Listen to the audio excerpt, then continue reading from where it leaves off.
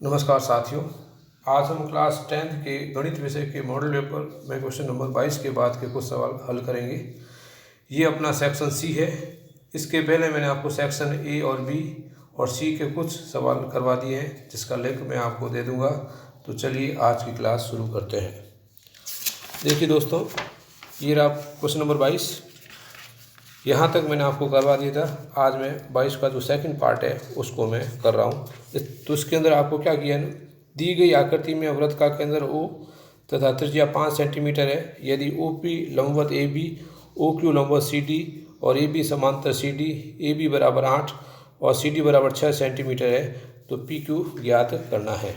तो देखिए दोस्तों, ये रहा अपना क्वेश्चन, जिसके अंदर ओ वृत्त का एक केंद्र है तथा त्रिज्या 5 सेंटीमीटर है। तो देखिए यहाँ से यहाँ तक त्रिज्या, तो ये हो जाएगी 5 और ये भी क्या हो जाएगी 5।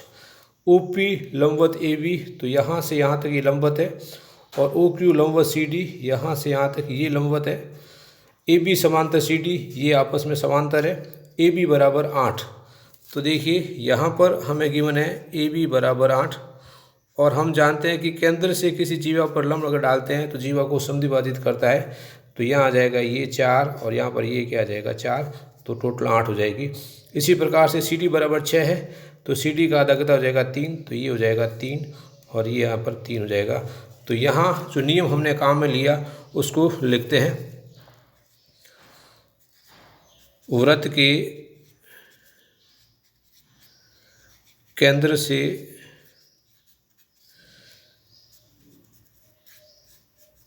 किसी जीवा पर डाला गया लंब जीवा को समद्विभाजित करता है।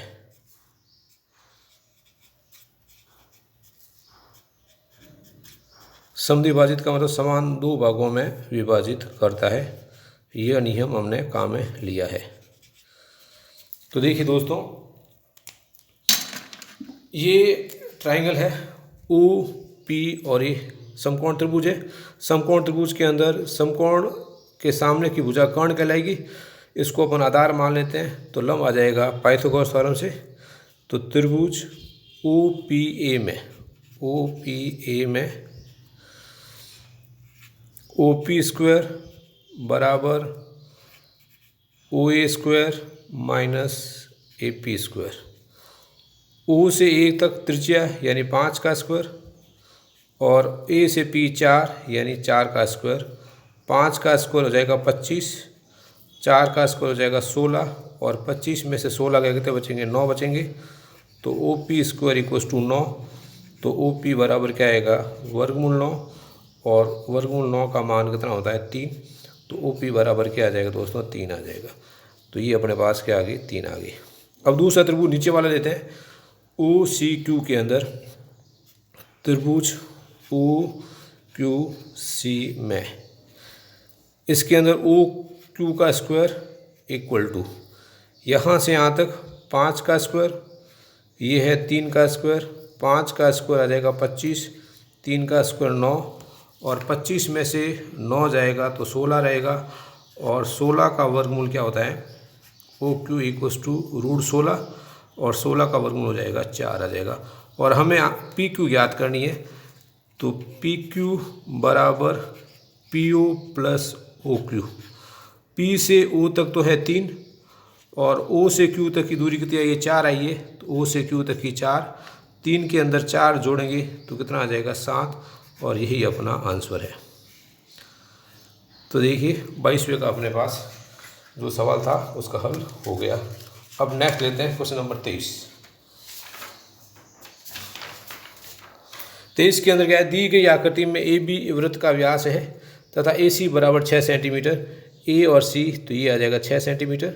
बी सी बराबर 8, तो ये 8 दिया गया है। तो छायांकित भाग का क्षेत्रफल ज्ञात करना है।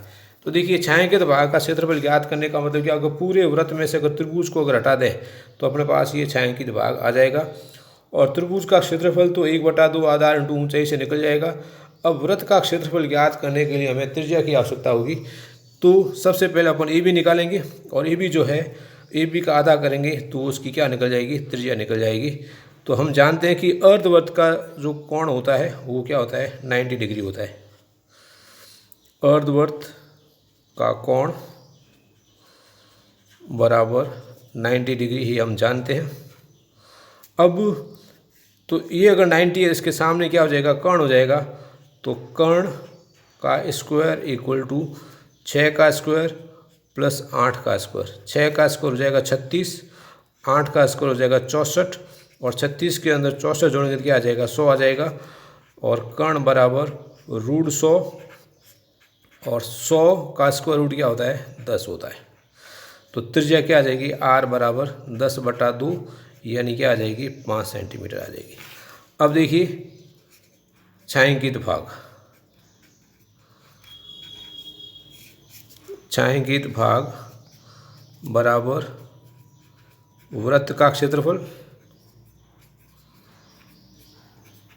माइनस त्रिभुज का क्षेत्रफल।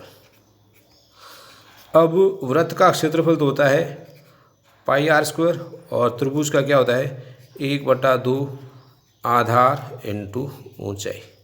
अब देखिए वृत्त का क्षेत्रफल ज्ञात करने के लिए अपन देखते हैं, ये रहा पाई का मान क्या होता है, 3.14 या 22/7। r 5 तो 5 गुणा 5 माइनस 1/2 आधार, तो ये हो जाएगी आधार 6 और ऊंचाई कितनी आ जाएगी 8। तो बराबर 5 का 5 से किया कितना आ जाएगा 25, ये 25 गुणा 3.14 माइनस 2 से 6 कटेगा 3 बार और 3 का 8 से गुणा करोगे कितना आएगा 24 बराबर। अब 3.14 का 25 से अगर गुणा करोगे तो यहाँ साइड में कर लेते हैं 3.14 इंटू 25, तो गुणा करने पर क्या आ जाएगा, 5 के पहाड़े से करेंगे तो 14×5 70, 5 × 15 और ये आएगा 14×2 28 और 3×2 6 और अगर आप इसको जोड़ोगे तो 7 8 5 और 0 2 के बाद पॉइंट लग जाएगा तो ये आ जाएगा 78.50 माइनस में क्या आ जाएगा 24। 78.50 में से 24 को अगर आप लेस करोगे तो फाइनल आंसर क्या आ जाएगा 54.50। अब यहाँ पर सेंटीमीटर है तो इकाई क्या आ जाएगी, वर्ग सेंटीमीटर या सेंटीमीटर स्क्वायर, ये इसका आंसर है दोस्तों। तो एक बार वापस देख लीजिए, हम सिर्फ एक कंसेप्ट यहाँ पर काम आएगा, अर्धवृत्त का जो कोण है, अर्धवृत्त का जो कोण है वो क्या होता है 90 डिग्री। तो ये 90 है तो इसके सामने के फिर क्या आ जाएगा, कर्ण हो जाएगा। तो कर्ण से कर्ण निकलेगा, उसका आधा करेंगे तो त्रिज्या निकल जाएगी और फिर इस सूत्र से अपने पास छायांकित भाग का क्षेत्रफल आ जाएगा।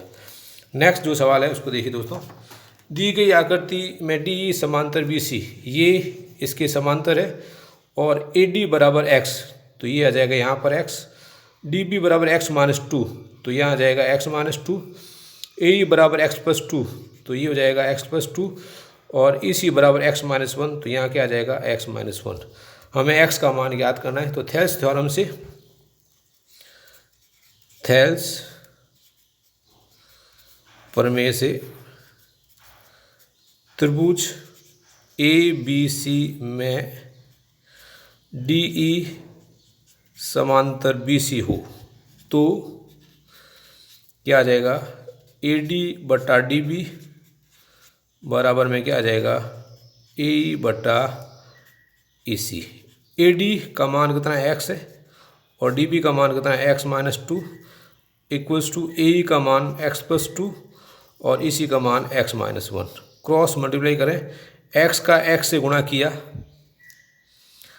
तो क्रॉस प्रोडक्ट से आ जाएगा x into x-1 equals to x-2 का x+2 से करते हैं x-2 और यहाँ आ जाएगा x+2।